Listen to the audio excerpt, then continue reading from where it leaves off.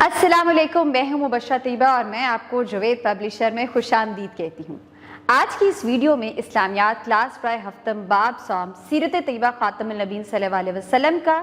हिस्सा नंबर 3 जिसका उन्वान है हज़रत मोहम्मद रसूलुल्लाह खातमुन नबीन सल्लल्लाहु अलैहि वसल्लम का अंदाज़े गुफ्तगू पढ़ेंगे। तो चलते हैं अपने सबक की तरफ। हासिलात तालुम। इस सबक की तकमील के बाद तलबा इस काबिल हो जाएंगे वो कुरान और सुन्नत की रोशनी में, उसवे हसना की रोशनी में रसूलुल्लाह खातमुन नबीन सल्लल्लाहु अलैहि वसल्लम के अदाब गुफ्तगू से वाकिफ़ हो सकें, सीरत तैयबा से रसूलुल्लाह खातमुन नबीन सल्लल्लाहु अलैहि वसल्लम के फसीह व बलीग अंदाज़ गुफ्तगू की नुमायाँ मिसालें बयान कर सकें। तालीम व तरबियत में नबी करीम खातमुन नबीन सल्लल्लाहु अलैहि वसल्लम की सीरत तैयबा से बाशमूल सामीन के ज़हनी सतह का ख्याल रखते हुए उनसे गुफ्तगू करने और उनकी बात को तवज्जो से सुनने के बारे में जान सकें। नबी करीम खातमुन नबीन सल्लल्लाहु अलैहि वसल्लम के उम्दा अंदाज़ गुफ्तगू को रोज़मर्रा ज़िंदगी में अपना सकें, इन अदाब पर अमल करके अपनी रोज़मर्रा ज़िंदगी में सलीके, शाइस्तगी और नरम मिजाजी से गुफ्तगू कर सकें।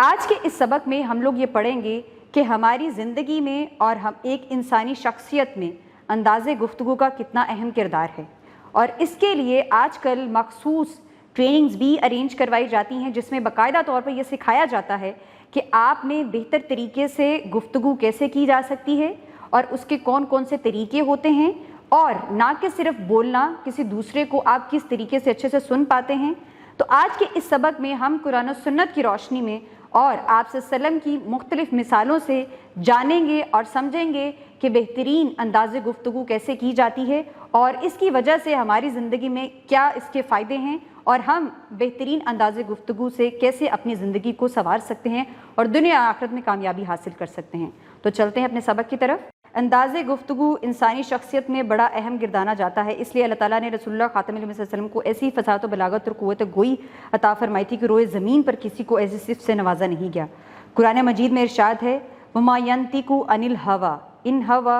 इल्ला वाह्युन युहा। तर्जुमा, और वो अपनी ख्वाहिश से कलाम नहीं करते, इनका फरमान तो सिर्फ वही है जो उनकी तरफ की जाती है। आप खातमुन नबीन सल्लल्लाहु अलैहि वसल्लम जमाउल कलाम थे। जमाउल कलाम का मफ़हूम ये बयान किया जाता है कि ऐसे अल्फाज जो बहुत कम हों और अपने अंदर समुंदर का सा मफ़हूम समोए हुए हों। रसूलुल्लाह खातमुन नबीन सल्लल्लाहु अलैहि वसल्लम की अंदाज़े गुफ्तगू की ख़ास खूबी ये थी कि अल्फाज बहुत कम होते और मायनी मफ़हूम बहुत ज़्यादा होते थे। आप खातमुन नबीन सल्लल्लाहु अलैहि वसल्लम के कलाम में तकब्बुराना अंदाज, तस्नो बनावट का शायबा तक न होता था। आप खातमुन नबीन सल्लल्लाहु अलैहि वसल्लम के कलमात और इरशादात हमारे लिए हिकमत और नसीहत के अनमोल मोती और हकीकत और सदाकत का ख़ज़ीना है। इस सबक में हम ये पढ़ते हैं कि अल्लाह ताला ने रसूलुल्लाह सल्लल्लाहु अलैहि वसल्लम को ऐसा बेहतरीन अंदाज़े गुफ्तगू दिया था, आज तक इस ज़मीन पर किसी के पास भी ऐसी सिफ़त मौजूद नहीं है और ना ही उसको इससे नवाजा गया है। आप सल्लल्लाहु अलैहि वसल्लम को जवामिल कलाम कहा जाता है और जवामिल कलाम का मतलब ये है कि ऐसे अल्फाज इस्तेमाल करना जो कि अल्फाज तो बहुत कम हों लेकिन उनका जो मायनी मफ़हूम हो वो बहुत ज़्यादा गहरा हो और बाअसर हो। आप सल्लम की खूबी ये थी कि वो बहुत प्यार से, बहुत शफ़क़त से और एक ख़ास नेचुरल अंदाज में बयान करते और ना कि उसमें कोई तकब्बुराना अंदाज होता, और आप सल्लम जो भी बोलते वो अल्लाह ताला की तरफ से भेजी हुई वही के मुताबिक बोलते। आप खातमुन नबीन सल्लल्लाहु अलैहि वसल्लम की बुसत इस मौके पर हुई कि जब अरबों के अंदर फसाद और बलागत का चर्चा था, अहले अरब ज़बानदानी के दर्जा कमाल को पहुँचे हुए थे, इसलिए अल्लाह ताला ने आप खातमुन नबीन सल्लल्लाहु अलैहि वसल्लम को कुरान मजीद जैसी किताब अता फरमाई और आप खातमुन नबीन सल्लल्लाहु अलैहि वसल्लम को पकीज़ा दिल और ज़बान मुबारक को जुमला महासिन और कमालात से नवाजा। गोया फसाह बलागत आप खातमुन नबीन सल्लल्लाहु अलैहि वसल्लम के मजाज मुबारक में रच बस गई। एक बात हज़रत अबू बकर सिद्दीक़ रज़ियल्लाहु अन्हु ने रसूलुल्लाह खातमुन नबीन सल्लल्लाहु अलैहि वसल्लम से फरमाया, या रसूलुल्लाह खातमुन नबीन सल्लल्लाहु अलैहि वसल्लम, मैं सारे अरब में फिरा हूँ और मैंने बड़े बड़े ख़तीबों का कलाम और शायरा के अशार सुने हैं, लेकिन हकीकत यह है कि आप खातमुन नबीन सल्लल्लाहु अलैहि वसल्लम से बड़ा फसीह बलीग मैंने कहीं नहीं देखा। आप सल्लल्लाहु अलैहि वसल्लम की वसत से पहले अरबों में बोलने के अंदाज़ के हवाले से अहले अरब बहुत मशहूर थे और उनके पास इस हवाले से एक दर्जा कमाल हासिल था। लेकिन अल्लाह ताला ने आप सल्लल्लाहु अलैहि वसल्लम पर कुरान मजीद नाजिल की तो इसके साथ साथ अल्लाह ताला ने आप सल्लल्लाहु अलैहि वसल्लम को पकीज़ा दिल और बोलने की क़ुव्वत इतनी खूबसूरत अता की कि आप सल्लल्लाहु अलैहि वसल्लम पूरे अरब में मशहूर हो गए। इसी हवाले से हज़रत अबू बकर सिद्दीक़ रज़ियल्लाहु अन्हु आप सल्लल्लाहु अलैहि वसल्लम की तारीफ़ करते हुए फरमाते हैं कि मैंने सारे अरब में बहुत बड़े बड़े ख़तीबों को, बहुत बड़े बड़े कारियों को और बहुत शायरा को बोलते और सुनते देखा है, लेकिन جو بولنے کا انداز آپ کا ہے اس سے آج سے پہلے خوبصورت انداز میں نے کبھی کسی کا نہیں دیکھا۔ قبیلہ اوس اور خزرج جو کہ دشمنی عداوت میں بہت آگے نکل گئے، آپ خاتم النبیین صلی اللہ علیہ وسلم کی فصیح و بلاغت گفتگو نے ان کے دل میں ایک دوسرے کے لیے محبت کے دریا بہا دیے اور یوں وہ قبیلے آپس میں شیر و شکر ہو گئے۔ اب بتایا یہ جاتا ہے کہ اگر دو قبیلوں میں یا بہت زیادہ لوگوں میں دشمنی ہو، عداوت ہو اور لڑائی جھگڑا ہو، لیکن آپ اپنے بولنے کے خوبصورت انداز سے ان نفرتوں کو، ان دشمنیوں کو محبت میں تبدیل کر سکتے ہیں، جیسے کہ آپ صلی اللہ علیہ وسلم نے کیا۔ انداز گفتگو کے بارے میں بہترین رہنمائی ہمیں رسول اکرم خاتم النبیین صلی اللہ علیہ وسلم کی حیات مبارکہ سے ہی ملتی ہے۔ رسول اللہ خاتم النبیین صلی اللہ علیہ وسلم کسی بات پر زور دینا ہوتا تو ایک جملے کو بار بار دہراتے، بات کی مناسبت سے آواز اور لہجے میں تیزی یا نرمی اختیار فرماتے، لوگوں کو متوجہ کرنے کے لیے کبھی کوئی سوال کرتے اور کبھی کسی سوال کو بار بار دہراتے، بات لمبی نہ کرتے، تھوڑے سے وقت اور مختصر الفاظ میں مفہوم بیان کر دیتے۔ گفتگو میں الفاظ اس طرح ٹھہر ٹھہر کے ادا کرتے کہ سننے والا آسانی سے یاد کر لیتا، الفاظ نہ ضرورت سے کم ہوتے نہ زیادہ، کسی کا نام لے کر یا سے براہ راست مخاطب کر کے تنقید نہ فرماتے، کسی شخص کو سمجھانا ہوتا تو نام لیے بغیر وہ بات کو سمجھاتے تاکہ کسی کی عزت نفس مجروح نہ ہو۔ گفتگو میں عام طور پر ایک مسکراہٹ شامل رہتی، کسی بات پر زور دینا ہوتا تو ٹیک چھوڑ کر سیدھے ہو کر بیٹھتے، بات سے محبت کا رس، خلوص، خیر خواہی کا سچا جذبہ ٹپکتا، کوئی بات غیر معقول اور دلیل سے خالی نہ ہوتی۔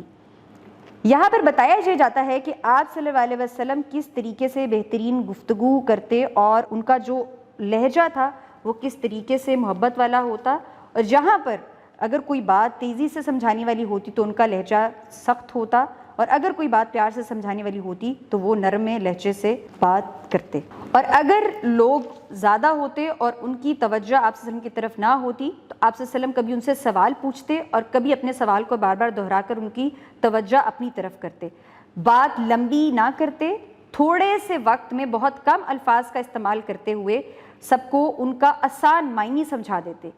الفاظ نہ ضرورت سے کم ہوتے اور نہ ضرورت سے زیادہ ہوتے۔ اس کا مطلب یہ ہے کہ بہت بامعنی اور با اثر الفاظ کا استعمال کرتے ہوئے اپنی بات کو سمجھاتے۔ آپ صلی اللہ علیہ وسلم کبھی بھی بات کرتے ہوئے کسی کا نام نہ لیتے اور نہ ہی کوئی تنقید فرماتے۔ اگر کسی ایک شخص کو کوئی بات سمجھانی ہوتی تو اس بات کو جرنلی کر کے سب کو بات سمجھاتے تاکہ اس شخص کی عزت نفس مجروح نہ ہو، وہ اپنے آپ کے بارے میں برا محسوس نہ کرے، اور بات کرنے کا جو مقصد ہے، نصیحت ہے، وہ بھی سب کو سمجھ آ جائے۔ آپ صلی اللہ علیہ وسلم جب بھی گفتگو کرتے تو مسکرا کر کرتے، اس لیے ہمیں بھی چاہیے کہ ہم بھی جب کسی سے گفتگو کریں تو مسکرا کر کریں، اور اگر کوئی خاص بات کہنی ہوتی اور اگر کسی بات کو بہت اہمیت دینی ہوتی تو آپ صلی اللہ علیہ وسلم ٹیک چھوڑ کر سیدھے ہو کر بہت توجہ سے دوسروں کو بات سمجھاتے۔ بات پر آپ صلی اللہ علیہ وسلم کوئی بھی بات غیر معمولی، غیر ضروری نہ کرتے اور کوئی ایسی بات نہ کرتے جو کہ دلیل سے خالی ہوتی، یعنی جس کا کوئی مقصد نہ ہوتا۔ آپ خاتم النبیین صلی اللہ علیہ وسلم کا ارشاد گرامی ہے، الکلمات الطیبات صدقہ، ترجمہ اچھی بات کرنا بھی صدقہ ہے۔ اس کا مطلب یہ ہے کہ ہمیں اپنی زندگی میں جب بھی کسی سے مخاطب ہوں، کسی سے بات کریں تو بہترین بات کریں، با اثر بات کریں، بامعنی بات کریں، کیونکہ اچھی بات کرنا بھی صدقہ ہوتا ہے۔ حضرت عائشہ صدیقہ رضی اللہ عنہ فرماتی ہیں، رسول اللہ خاتم النبیین صلی اللہ علیہ وسلم تم لوگوں کے کلام کی طرح بغیر توقف کے گفتگو نہیں فرماتے تھے، بلکہ آپ خاتم النبیین صلی اللہ علیہ وسلم یوں ٹھہر ٹھہر کے گفتگو فرماتے تھے، آپ خاتم النبیین صلی اللہ علیہ وسلم کے پاس بیٹھا شخص اسے یاد کر لیتا۔ اس واقعے سے ہمیں یہ سبق ملتا ہے کہ ہم جب بھی کسی سے بات کریں تو ٹھہر ٹھہر کے آہستہ سے بات کریں، تیزی سے بات نہ کریں، تاکہ جو سامنے بیٹھا شخص ہے وہ اس بات کو یاد کر لے اور ذہن نشی کر لے۔ حضرت اسما رضی اللہ عنہ فرماتی ہیں کہ ایک مرتبہ آپ خاتم النبیین صلی اللہ علیہ وسلم تقریر فرمائی جس میں قبر اور عالم برزخ کے حالات و واقعات بیان فرمائے۔ آپ خاتم النبیین صلی اللہ علیہ وسلم کے بیان میں اس قدر تاثیر تھی کہ حاضرین محفل پر رکعت طاری ہو گئی اور لوگ رونے لگے۔ آپ خاتم النبیین صلی اللہ علیہ وسلم کا کلام اور خطبہ اس قدر واضح اور آسان ہوتا تھا کہ ہر شخص کے ذہن میں بات بآسانی اتر جاتی۔ یہ آپ خاتم النبیین صلی اللہ علیہ وسلم کی انداز تکلم اور فصاحت و بلاغت کا ہی نتیجہ تھا کہ دین اسلام ترقی کے زینے چڑھتا گیا اور لوگ آپ خاتم النبیین صلی اللہ علیہ وسلم کے اخلاق کریمانہ اور نرم کلامی کو دیکھ کر جوگ در جوگ دین اسلام قبول کرنے لگے۔ اگر بڑے سے بڑا کافر بھی آپ خاتم النبیین صلی اللہ علیہ وسلم کے سامنے آ جاتا تو اس پر بھی آپ خاتم النبیین صلی اللہ علیہ وسلم کا کلام حاوی ہو جاتا۔ ارشاد نبوی خاتم النبیین صلی اللہ علیہ وسلم ہے، اِنَّ مِنَ الْبَيَانِ لِلسَّحْرِ، ترجمہ بعض تقریریں بھی جادو بری ہوتی ہیں۔ اس واقعے سے ہمیں یہ سبق ملتا ہے کہ جب بھی آپ کسی سے بات کریں وہ اتنی آسان ہونی چاہیے، وہ اتنی با اثر ہونی چاہیے کہ ہماری بات کا جو مقصد ہے وہ دوسرے تک آسانی سے پہنچ جائے۔ آپ صلی اللہ علیہ وسلم نے اپنے بولنے کے انداز سے، اپنے انداز گفتگو سے ہی دین نے اسلام کو فروغ دیا اور آپ صلی اللہ علیہ وسلم کے اخلاق اور نرم لہجے کی وجہ سے لوگ کافروں نے دن بہ دن جوک در جوک اسلام قبول کرنا شروع کر دیا۔ آپ صلی اللہ علیہ وسلم کے پاس جب بڑے سے بڑا کافر بھی آتا تو وہ آپ صلی اللہ علیہ وسلم کا مدعی ہو جاتا صرف ان کی اعلیٰ اخلاق، نرم لہجے اور انداز بیاں کی وجہ سے۔ اسی طریقے سے حدیث میں بھی ہے کہ بعض تقریریں جادو بری ہونے سے مطلب یہ ہے کہ وہ اتنی با اثر ہوتی ہیں کہ وہ دوسرے کو اپنے حصار میں لے لیتی ہیں۔ بعض گفتگو اور انداز بیاں اتنا خوبصورت ہوتا ہے کہ سامنے بیٹھنے والا ان کے سحر میں کھو جاتا ہے۔ حضرت انس بن مالک رضی اللہ عنہ نبی اکرم خاتم النبیین صلی اللہ علیہ وسلم کے انداز گفتگو کے بارے میں فرماتے ہیں، رسول اللہ خاتم النبیین صلی اللہ علیہ وسلم بات سمجھانے کے لیے اسے 3 مرتبہ دہراتے تھے۔ ان حدیث سے معلوم ہوا کہ انداز گفتگو میں ٹھہراؤ شائستگی کی علامت ہے، بلا وجہ تیز تیز بولنا وقار کے منافی ہے۔ اسی طرح بلا ضرورت اونچی آواز میں بات کرنا بھی تہذیب کے برعکس ہے۔ اگر گفتگو میں کوئی اہم بات بیان کی جا رہی ہے اسے دہرا دینا بہتر ہے تاکہ سننے والا اچھی طرح بات سمجھ جائے۔ گفتگو کا مقصد اپنے مداد دوسروں کے سامنے پیش کرنا ہے، لہٰذا گفتگو میں اس بات کو مد نظر رکھنا بہت ضروری ہے کہ اندازہ سامعہ کی فہم و استطاعت سے مطابقت رکھتا ہو، یعنی ایسا الفاظ کا استعمال نہ کیا جائے جو کہ سامعہ کے لیے اجنبی ہو۔ گفتگو سوچ کا عکس اور عمل کی بنیاد بنتی ہے، اس لیے گفتگو کی مدد سے انسان کے باطن کو جانا جا سکتا ہے، لہٰذا ہم پر لازم ہے کہ اپنی گفتگو میں الفاظ کا چناؤ سوچ سمجھ کر کریں۔ اسی طرح الفاظ کی ادائی میں ٹھہراؤ اختیار کریں، بات چیت میں بناوٹ سے کام نہ لیں،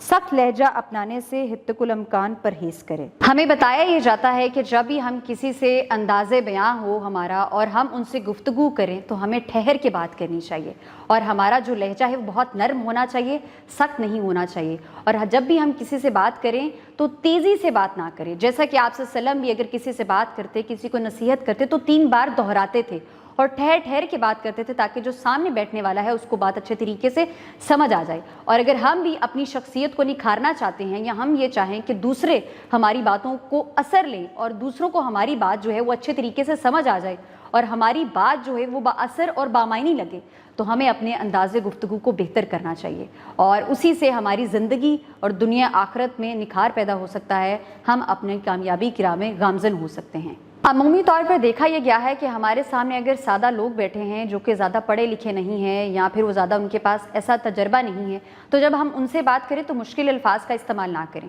لیکن سم ٹائمز ہم اپنی ہی نالج کے مطابق اپنی تعلیم دکھانے کے لیے اور اپنے نالج کو شیئر کرنے کے لیے اتنے مشکل الفاظ کا استعمال کرتے ہیں کہ وہ جو سامنے بیٹھا انسان ہے اس کو سمجھ نہیں آتی۔ تو اس سبق سے ہمیں یہ درس ملتا ہے کہ ہم سادہ الفاظ استعمال کریں، اور اگر کوئی مشکل بات ہے تو اس کو آسان الفاظ میں کر کے اس کو سمجھائی جائے۔ اپنا بہت زیادہ خیال رکھے گا اور جڑے رہیں بولتی کتابوں کے ساتھ۔